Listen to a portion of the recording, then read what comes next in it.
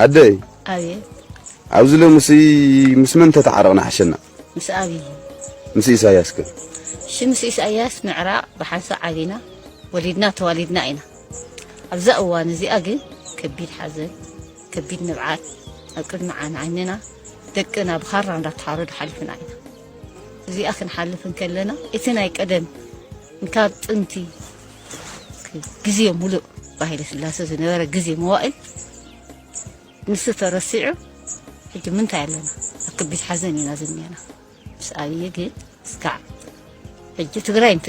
إلى تقت إثيوبيا كنت حقائق وقت نبردس يدنا سلام كنا بردك أنا هنرئي الموتو ما يتلا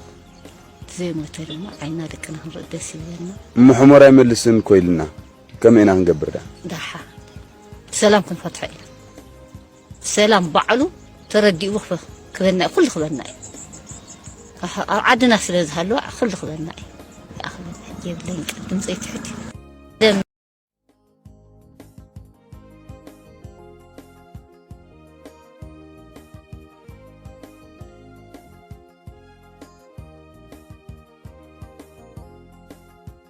ኢትዮጵያ ሶስት ነገሮች ያስፈልጋታል። አንደኛ ሰላም፣ ሁለተኛ ልማት፣ ሶስተኛ የባህር በር። ኢትዮጵያ መዘጋት አይገባትም። ህዝባችን አሁን 130 ሚሊዮን ነው። በሚቀጥሉት 25 ዓመታት 200 ሚሊዮን ይሆናል። እንዴት በ2 ሚሊዮን ማህበረሰብ ጥቅም የ200 ሚሊዮን ህዝብ ጥቅም ይዘጋል? ፌር አይደለም። ፌር አይደለም። ዓለም አቀፍ ህግ አይደለም። ሎጂክም አይደለም። በጣም አሳፋሪ ነው። 30 ዓመት ተኝተናል። አሁን ነቅተናል። ጥያቄያችንን እንቀጥላለን። ሰላምም ልማትም ባህር በርም እናሳካለን። ባህር በር ላይ እንድንወጣ ያደረጉን ጠላቶች ለ60 ዓመት ለ70 ዓመት የሰሩ ጠላቶች አሁንም ስራቸውን ቀጥለዋል። ከባህር በር እንድንወጣ ያደረጉን እነሱ ናቸው። እኛ ተሳስተን ተባብረን ሊሆን ይችላል። የኛ ልጆች ተሳስተው ትብብር አድርገው የባህር በር ጥቅም ያልገባቸው በወጣትነታችን ተቀስቅሰን አምነን እኩልነት መስሎን ትብብር አድርገን ሊሆን ይችላል። ዋነኛው የአጀንዳ ባለቤት ኢትዮጵያን የባህር በር የማሳጣት አጀንዳ ባለቤት ግን ታሪካዊ ጠላት ነው። አሁንም ቀጥሎበታል። መከላከያ ሰራዊታችን እናጠናክራለን፣ ልማታችን እናፋጥናለን፣ ባህር በር እናገኛለን። ቀይ ባህር መልሶ ለመጠየቅ የሚሰጋ የሚጠራጠር ትውልድ መፈጠሩ የስነ ልቦና ስብራት አካል ነው። አንችልም ብሎ ነው የሚያስበው። እኔ ላረጋግጥላችሁ እወዳለሁ፣ ኢትዮጵያ ትችላለች። ኢትዮጵያን የሚያክል ሀገር ኢንካፕሱሌትድ ሆና ለልጆቻችን መሸጋገር አለበት ብሎ ማመን ተገቢ ሐሳብ አይደለም። በሰላም በዓለም ሕግ መሰረት ኢትዮጵያን ከዘጋት በርና ድሃ ካስባላት መጠሪያዋ መገላገል አለባት ብለን ስለምናምን በየትኛውም መድረክ ከኢትዮጵያ ጋር በሰላማዊ መንገድ ለመነጋገር የሚፈቅድ አካል ካለ እጃችን ከምን ጊዜውም በላይ የተዘረጋ ነው።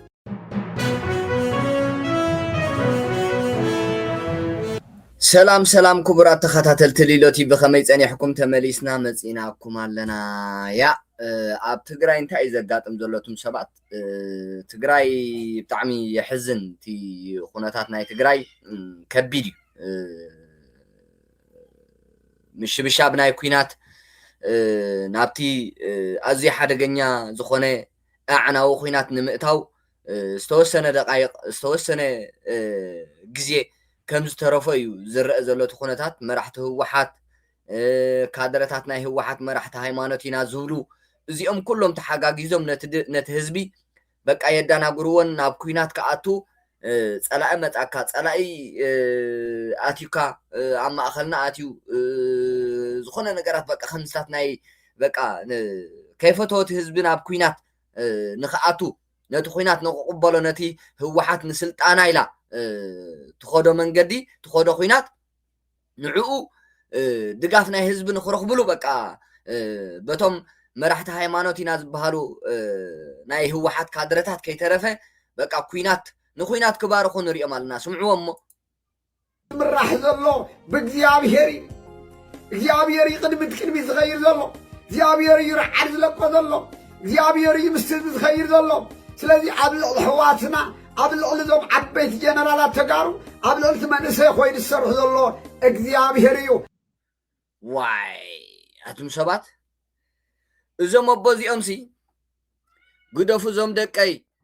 ዝሓለፈ ይኣኽለና ህዝብና ሰላም ሃብዎ ንምእንተ ዝህዝቢ ናይ ሰላም ዋጋ ክፈሉ ንሰላም ዋጋ ክፈሉላ ህዝብኹም ኣድሕኑ ዝተማዛበለ ናብ መረበቱ ምለስዎ ድኽነት ትግራይ ይኣክል ኣደ ትግራይ ርእሳይ ተድንዋ ርእሳ ክትቕንዕ ኮሪዓ ክትነብር ክትሕጎስ ምንቅስቃሳት ግበሩ ኣብ ጎኑ ህዝብኹም ኮንኩም ንህዝብኹም ኣድሕንዎ ትማላ ኣብ ኩናት ጠፊኡ ኢሎሙ ከዓ ኣብ ኣይ ኩናት ኣይ ሰላም ክጠፍእ ኣይግብኦን እዩ ህዝብኹም ኣድሕኑ እግዚአብሔር ሰላም ይዝፈቱ እግዚአብሔር ሰላም ይዝደሊ ንምእንተ ሰላም ኩልና ዋጋ ንኽፈል ኢሎም ክሰብኩ ይግብኦም እምበር እግዚአብሔር ኩናት ዝመርሖ ዘሎ ንሱ እዩ ንጀነራላትና ዝሕግዞም ዘሎ እግዚአብሔር እዩ ምስ ጀነራላትና ኮይኑ ዝመርሕ ዘሎ ንኩናት ዝመርሕ ዘሎ እግዚአብሔር እዩ እናበሉ ዋ ኣቱም ሰባት እዚ ዓይነት ስብከት ካብ መራሒ ሃይማኖት ባይዘወይ ዞም ሰብኣይ እዚኦም ካድረ ናይ ህወሓት ዝኾነ ፅሑፍ ይርኢ ነይረ ብቐዳማይ ሲ ሃይማኖት እንድሕር ደኣ ኣብ መንግስቲ ኣትዩ በቃ ተማሪኹ ማለት እዩ ቆምጣዕጣ ኢሉ ስለዚ ሃይማኖት ናይ ትግራይ ዘይድፈር ዘይትንከፍ ዘይሽርሸር ዝነበረ እዞም ሰብኣይ እዚኦም ካብ ኣውስትራልያ መፅኦም ሃይማኖት ናይ ትግራይ እኳ መሰረት ናይ ሃይማኖት ናይ ኦርቶዶክስ ዳርጋ እዩ ኣብቲ ከባቢና ዓንዲ ሕቆ ናይ ሃይማኖት ናይ ኢትዮጵያ ወላ እውን ናይ ኦርቶዶክስ ናይ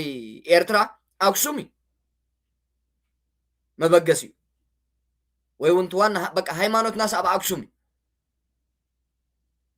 እዞም ሰብኣይ እዚኦም ግን ካብ ኣውስትራልያ መፅኦም ንሃይማኖት ኦርቶዶክስ ተዋህዶ ኣራኺሶሞ ተራኺሱ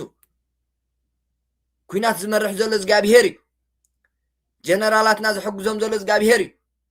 ኣብቲ ቅድሚት ናይ ኩናት ዝረአ ዘሎ እግዚአብሔር እዩ እናበሉ ክሰብኩ ከለዉ ናይ ጥፍኣት ናይ ውድቀት ህዝቢ ትግራይ ኣኺልዎ ወዲቑ ባይዘወይ ንኩናት እንድሕር ደኣ መራሕቲ ሃይማኖት ኢዶም እትዮምሉ ዓመፅትን ጨቆንትን መራሕቲ እንድሕር ደኣ ኣብ ሃይማኖት ኢድ እትዮም ህዝቢ ከም ህዝቢ ይብተን ሓድነቱ ይልሕልሕ ዝነበሮ ፍቅሪ ይብተኽ ምክብባር ይጠፍእ ምጭኽኻን ይመፅእ ሓድሕዳዊ ምቅትታል ይመፅእ ግርጭት ይበዝሑ ህዝቢ ከም ህዝቢ ባዕሉ ይፀንት ማለት እዩ ብመን ብሰንኪ ሕመቕ ምሕደራ መራሕቲ ሃይማኖትን ብሰንኪ ምትእትታው ናይ መንግስቲ ኣብ ሃይማኖትን ወይ ከዓ ናይ ውድባት ኣብ ሃይማኖትን ሰው ብጣዕሚ ይሕፍር እዩ እቲ ኩናት ዝምራሕ ዘሎ ብእግዚአብሔር እዩ እግዚአብሔር ራእዩ እቲ ኩናት ዝምራሕ ዘሎ ብእግዚአብሔር እዩ እዞም ሰብኣይ እዚኦም ንናይ ትግራይ ሃይማኖት ዝመርሑ ዘለዉ ቀሺ እዮም ፈጣሪ ዋይ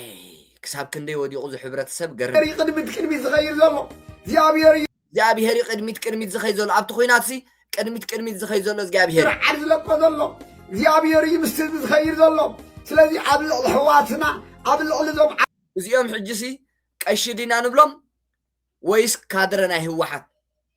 ካድረ ድዮም ወይስ ቀሺ ሕሰብዎ ሰላም ግበሩ ዞም ደቀይ ንህዝብኹም ኣድሕኑ ንመንእሰይኩም ሰላም ፍጠርሉ እዚ መንእሰይ ናብ ስርሑ ናብ ትምህርቱ ናብ ሲቪላዊ መነባብርኡ ክምለስ ዕድል ፍጠርሉ ምስ ጎረባብትና ሰላም ንግበር ምስ ክልልና ምስ ኢትዮጵያ ምስ ሃገርና ብሰላም ንንበር ኢሎም ክሰብኩ ይግባእ ኣብ ሓደ ቃል ሕተት እውን ርአዮም ኣለኹ በቃ ምስ መራሕቲ ሃይማኖት ናይ ኤርትራ ናብ ኣክሱም ንክመፁ ዝብል ማለት እዩ እዞም ሰብኣይ እዚኦም ዝተዛረብዎ بايزوي مفنقله منግስት ኣብ ልዕሊ ታደሰ ወረደ ክካየድ ዝተሓስበ ብምኽንያት ናይ መወሰኽ መሃያ ገለመለ ኢሎም ብቀዳማይ ኣምጽዮሞ ዝነበሩ ተዳኣሪናቲ መፈንቀለ መንግስቲ ዝነበረ ስርሒት መራሕቲ ሃይማኖት ናይ ሻዕብያ ናብ ኣክሱም ክመጹ ወዲ ወረደ ተቃዊሙ ገለመለ ዝብል ሓበሬታታት ቶም መራሕቲ ሃይማኖት ናይ ሻዕብያ ቶም ካድረታት ናይ መራሕቲ ሃይማኖት ዝበሃሉ ካድረታት ናይ ሻዕብያ ንሶም ንኣክሱም ክመጹ በዓል ዝቀሽ እዚኦም فقد هيبم بعد زقش زيهم طلب هيبم ازم قش زيهم دارغا سبعي ناي منجرينن بلم ወይ ካልኡ ናይ መንጀሪነን በለም ሰብኣይ እኳ ኣይኮነትን መንጀሪና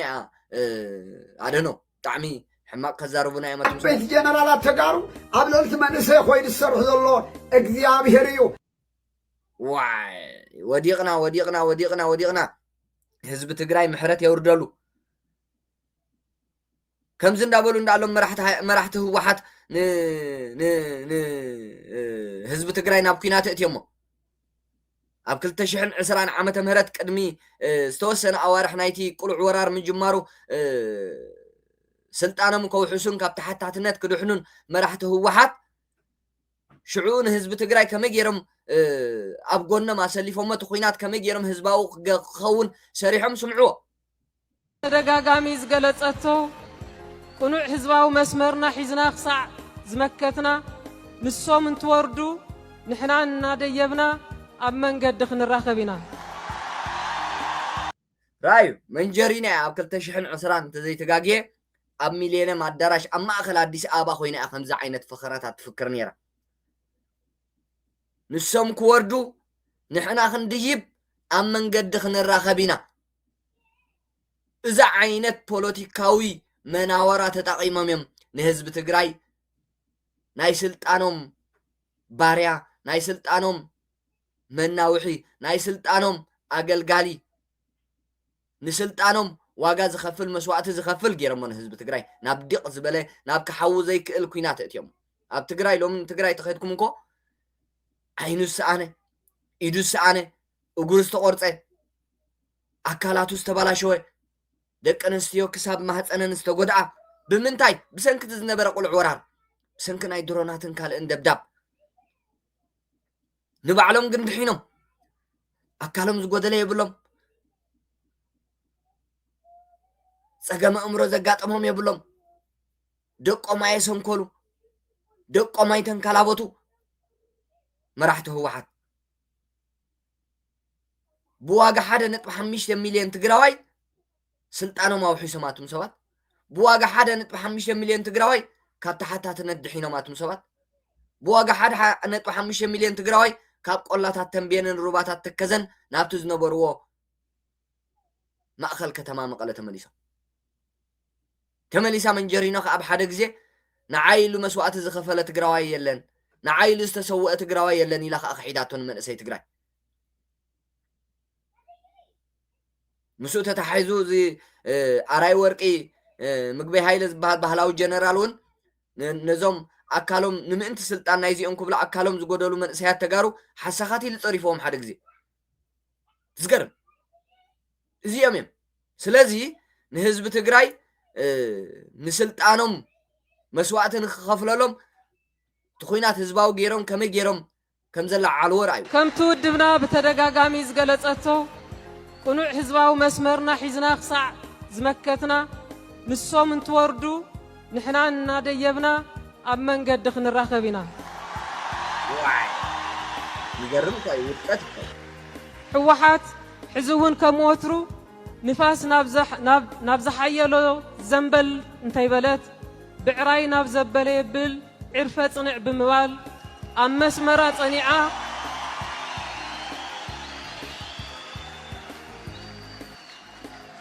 حوحات حزون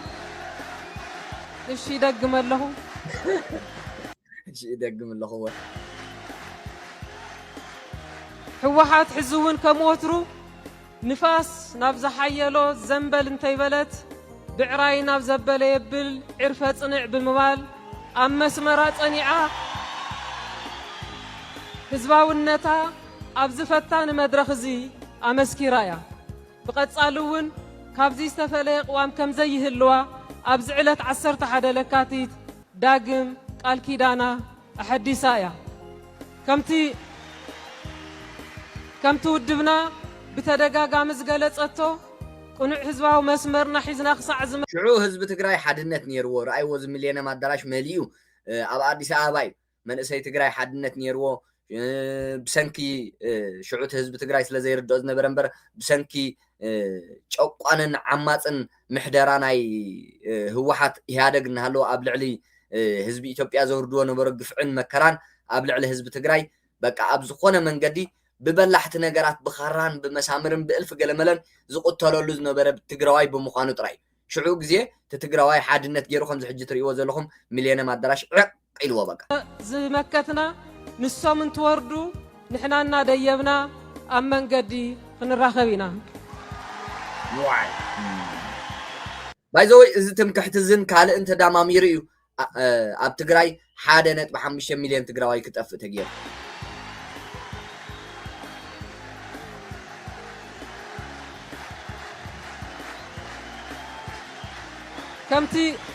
ከምቲ ውድብና ብተደጋጋሚ ዝገለጸቶ ቁኑዕ ህዝባዊ መስመርና ሒዝና ክሳዕ ዝመከትና ንሶም እንትወርዱ ንሕና እናደየብና ኣብ መንገዲ ክንራኸብ ኢና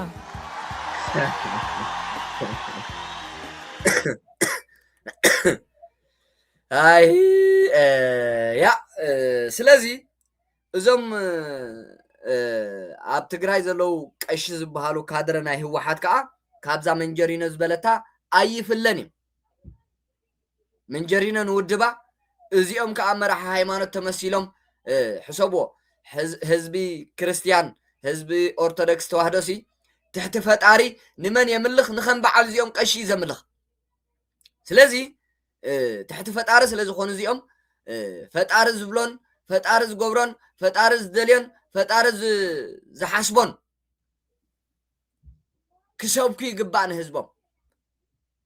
ፈጣሪ ኣንጻር ሞትን ኣንጻር ጥፍኣትን ናይ ሕብረተሰብ ጥፍኣት ኣይደልን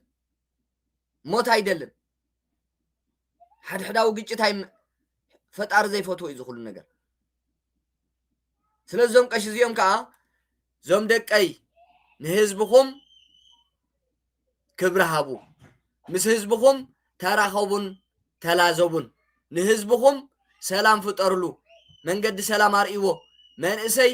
ሓድነቱ ኣይትሸርሽሩሉ ኩናት ወረ ኩናት ኣይተስምዕዎ ኢሎም ክሰብኩ ይግባእ ተኾነ ግን ረኣይዎ ዝብሉ ዘሎ ዘሎ ብእግዚአብሔር እግዚአብሔር ራዩ እቱ ኩናት ዝምራሕ ዘሎ ብእግዚአብሔር እግዚአብሔር ቅድሚት ቅድሚት ዝኸይር ዘሎ እግዚአብሔር ይርዓድ ዝለቆ ዘሎ እግዚአብሔር ምስል ዝኸይር ዘሎ ስለዚ ኣብ ልዕሊ ሕዋትና ኣብ ልዕሊ ዞም ዓበይቲ ጀነራላት ተጋሩ ኣብ ልዕሊ መንእሰይ ኮይኑ ዝሰርሑ ዘሎ እግዚአብሔር እዩ ዝጊዮ ይዘብል በቃ I don't know ይገርም እዩ ካለ ምድላዋት ናይ ኩናት ናይ ሰራዊት አሎ ሻዕቢያ ዝሓገዞ ህወሓት ባህላውያን ጀነራላት ህወሓት መልእኽቲ ካብ ህወሓት ተቀቢሎም ህወሓት ከዓ ካብ ሻዕቢያ ተቀቢላ ሰፊሕ ወተሃደራዊ ምንቅስቃሳት ይዝግበር ዘሎ ኣብ ትግራይ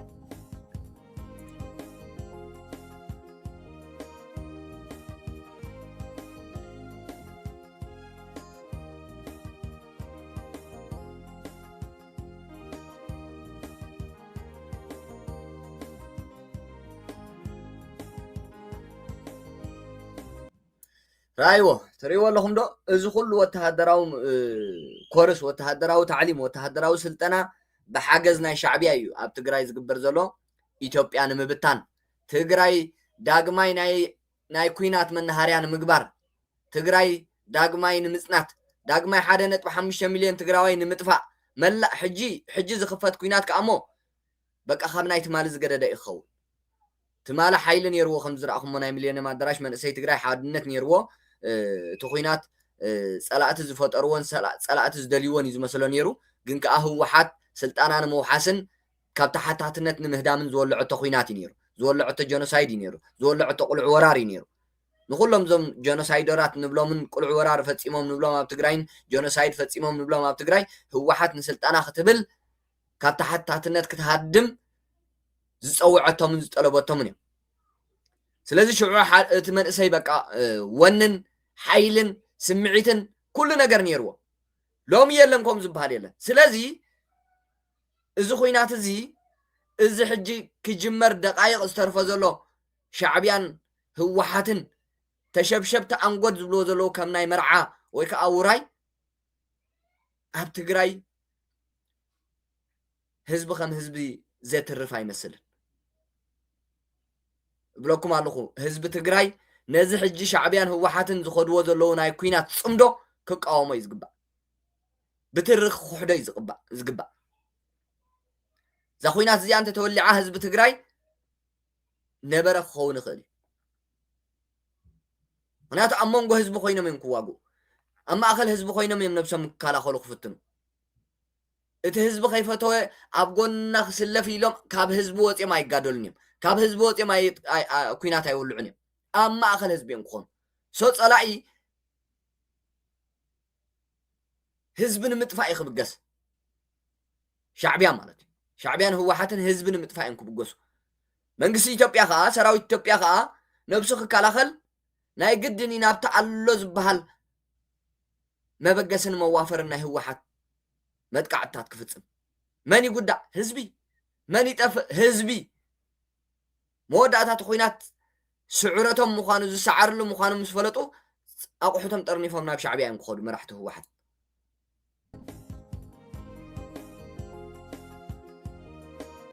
رأي وزوت هدراو سلطناتات شعبيا فولي حجز فولي دقف فولي كل نجار ناقوبرولي بناي شعبيا حجزن دقافني إذا زكاية زلون رئي زلنا وتهدراو سلطناتات بستفال عليه بوتاتات ناي تقراي صلاة حزب تقراي هو حاتن شعبيان تراي منقسي توبيا صلاة حزب تقراي كوينة أي فلتني أي كوننون كنتفع كاينة كن بتنا كاينة كندم سكاين عند أبوه شعبيان هو حاتنسي منقسي إثيوبيان تاي كخون يقبع الشيء له بقى حزب تقراي كيتفد الله يكون قبر بقى أنا نابه ما يتكسني حزب تقراي كيتفيلو يدو خهب يقبع أيهبني نابسا من كل خالق قبري سقوم تتعد كوسدي اتزوز ده سقوم تخا أبت هو حات على تزبلو بوتان أبت شعبي أزور كوبو بوتاني كخون شو حزبي يقول أما أخل حزب خوينا من كواجو إذا كل وتهدروا سلطنة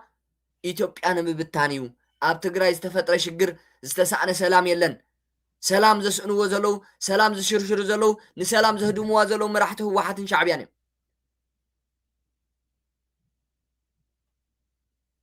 سو بليس حزب تجراي نازم درخزي كمبو يقبع حزب تقراي بجيكا شعبيان هو حاتن صلاعتي يبلون نزيهم كسعر طراي زلو نزيهم سعير ايو بسلام كنبر زخل اب إثيوبيا حزب تقراي إثيوبياوي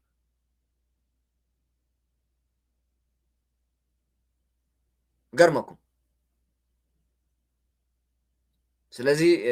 يا مرحت هو حات كادرتات هو حات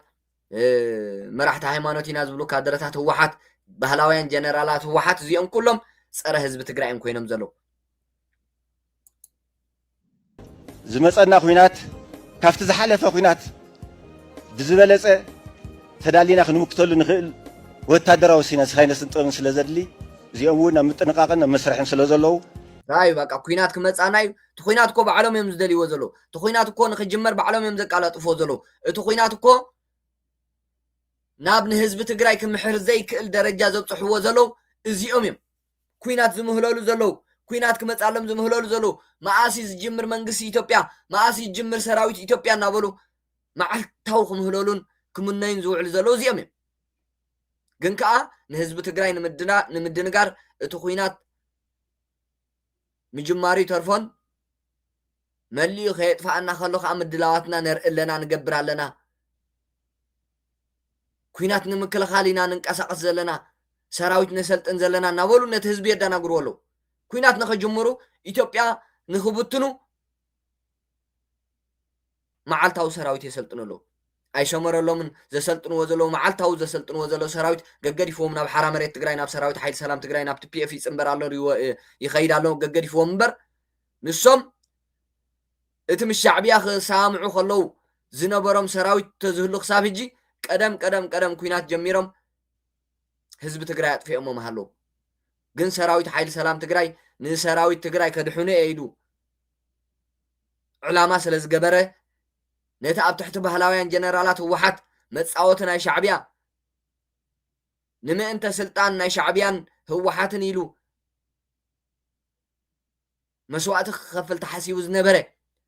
ስለ ዘድሓንዎ ብምሉኡ ናብ ሰራዊት ሓይሊ ሰላም ትግራይ ወሪድሎ ዛስ ዋይ ክሳብ ሕጂ እቲ ኩናት ከይተጀመረ ጸኒሕሎ ዓቕሚ ስኢኖም ሻዕብያን ህወሓት ክነገልብቶም ኢና ዓላምኡ እውን ውግእ ምቕራይ እንተጋጢሙ ንምስዓር ሻዕ ዝኾነ ረኣዩ በቃ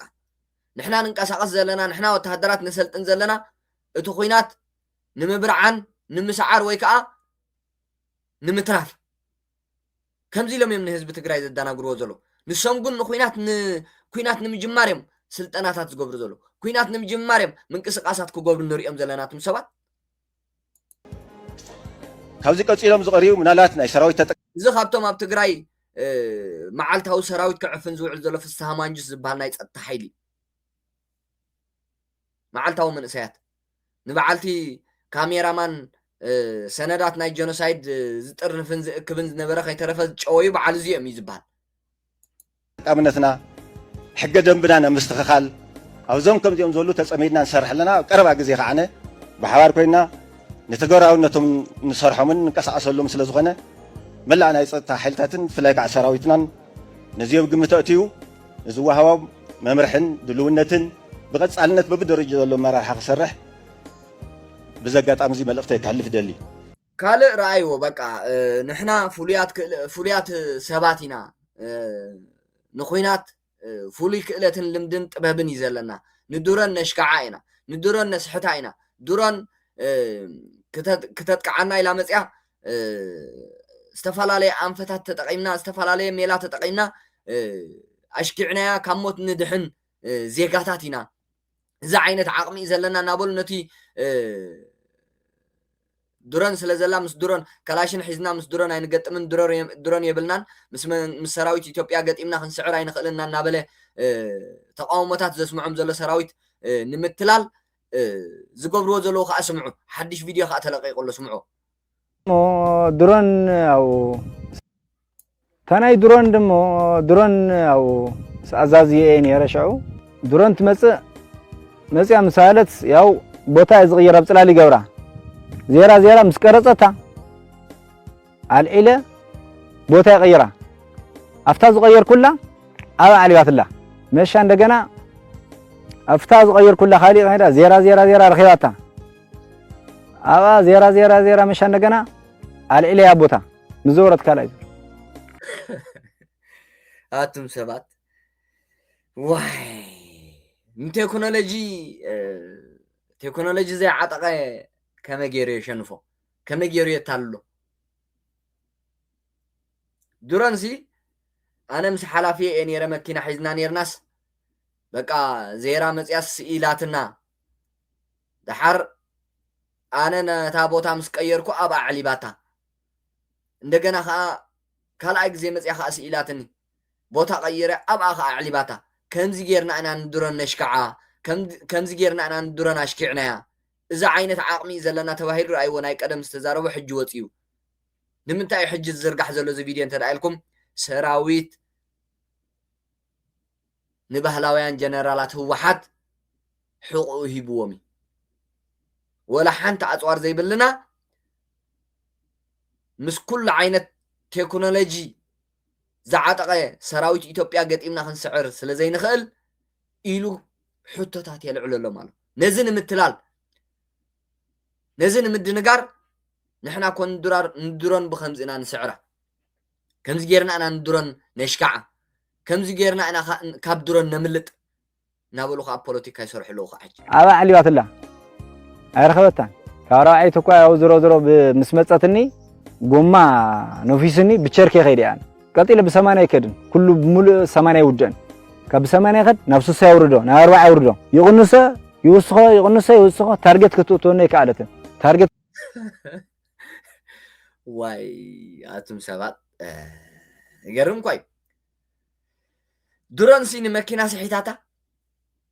እሞ ከዓ መከላኸሊ በቃ መከላኸሊ ነርና ናይ ድሮን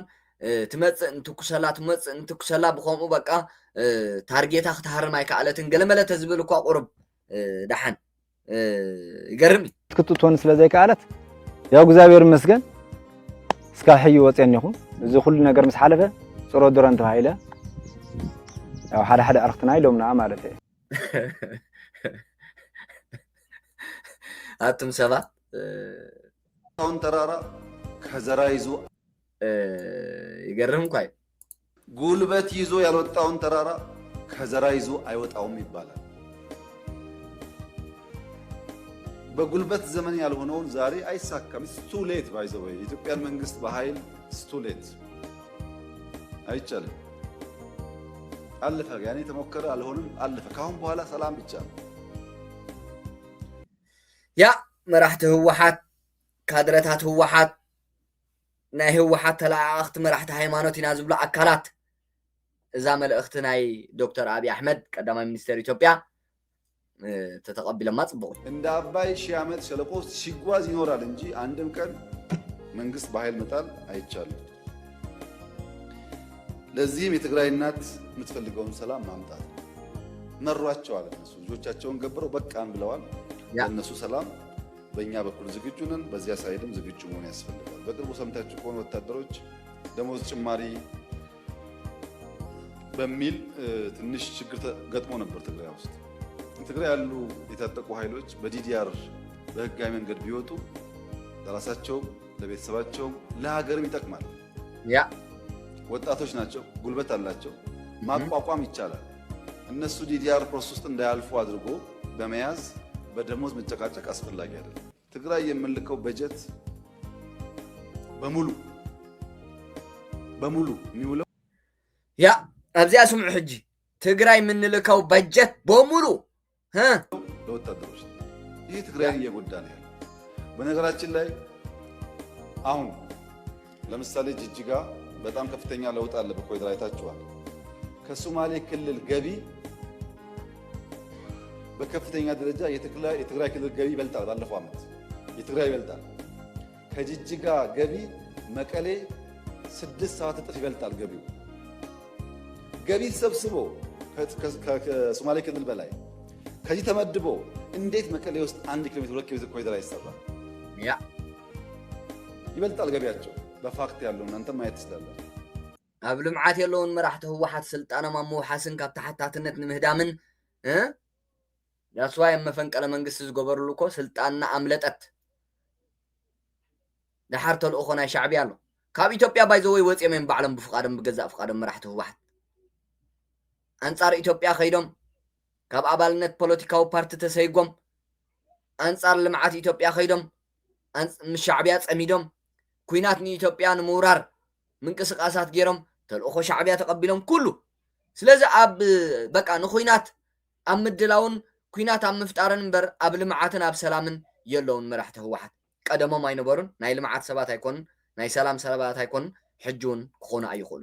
ወደ ልማት ካልተኬደ ሁልጊዜ ውጊያና ግጭት ጠቃሚ አይደለም። ቅድም እንዳነሳሁት 30 ዓመት ስልጣን ላይ ባሉበት ጊዜ የትግራይ ህዝብ ትናንሽ 50 መቶ ግድብ ቢገደብለት ኖሮ ከራሱ አልፎ ሌላ ይመግብ ነበር። ስልጣን ተይዞም አልተሰራም፣ አሁንም አልተሰራም። ህዝቡ ግን ይቸገራል እና እንደዛ እንዳይሆን በተቻለ መጠን ወደ ሰላም ወደ ንግግር ገብቶ የህዝቡን ችግር መፍታት ያስፈልጋል። ያ ይገርማል።